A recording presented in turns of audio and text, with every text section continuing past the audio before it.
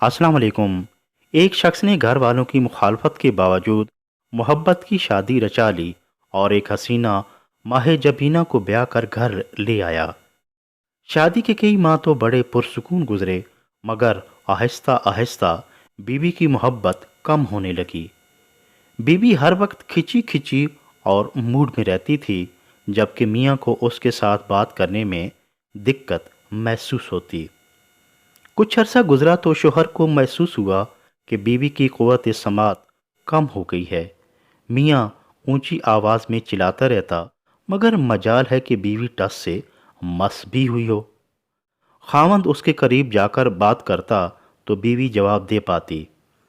پریشان حال شوہر آخر کار ڈاکٹر کے پاس گیا اور اس کے بالکل قریب جا کر کہنے لگا، ڈاکٹر صاحب، میری بیوی بحری ہو گئی ہے، مجھے کئی بار اپنی بات دہرانی پڑتی ہے۔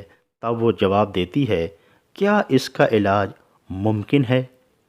ڈاکٹر ایک تجربہ کار شخص تھا، اس سے کہنے لگا، میں تمہیں ایک طریقہ بتاتا ہوں، اس پر عمل کرنا تاکہ معلوم ہو سکے کہ بیماری کی شدت کتنی ہے۔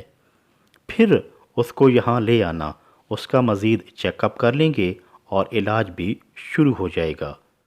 تم ایسا کرنا کہ گھر جا کر بیوی کو 15 فٹ کے فاصلے سے کوئی بات کہنا اور اس کا رد عمل دیکھنا۔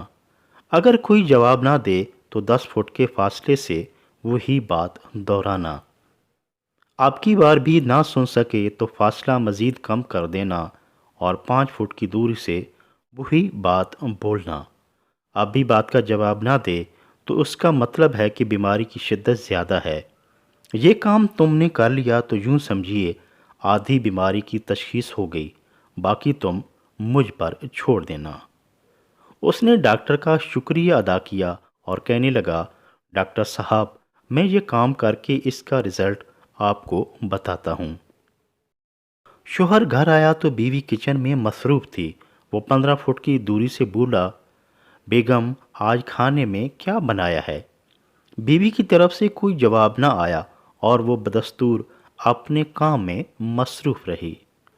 خاوند نے 10 فٹ کی دوری سے اپنی بات کو دہرایا، مگر بیوی کی طرف سے پھر بھی کوئی جواب نہ آیا۔ وہ سر جھکائے اپنے کام میں مشغول رہی۔ ڈاکٹر کی ہدایت کے مطابق وہ بیوی کے قریب آ گیا اور محض 5 فٹ کی دوری سے اپنی بات دہرائی، مگر اسے بہت حیرانی ہوئی کہ بیوی نے اب کی بار بھی کوئی جواب نہ دیا۔ شوہر کو غصہ آ گیا اور وہ بالکل بیوی کے قریب کھڑا ہو گیا اور صرف 3 انچ کی دوری سے بولا، بیگم، میں نے پوچھا ہے کہ آج کھانے میں کیا بنا رہی ہو؟ بیوی نے اچانک سر اٹھایا اور بالوں کو جھٹکا کر لہرایا۔ وہ غصے سے لال پیلی ہو گئی۔ اس نے میاں کو جواب دیتے ہوئے کہا، ارے نکھٹو، خدارا اپنے کانوں کا علاج کرواؤ، چوتھی بار بتا رہی ہوں کہ آلو گوشت پکے ہیں۔ میاں نے بیوی کی یہ بات سنی تو ٹھٹک کر رہ گیا۔ وہ سوچ میں پڑ گیا کہ علاج کی ضرورت بیوی کو نہیں بلکہ خود اس سے ہے۔ قصور میرا اپنا ہے اور خفا بیوی سے ہو رہا ہوں۔ کسی کو غلط اور قصوروار سمجھنے سے پہلے سر تا پا اپنا جائزہ بھی لے لیں۔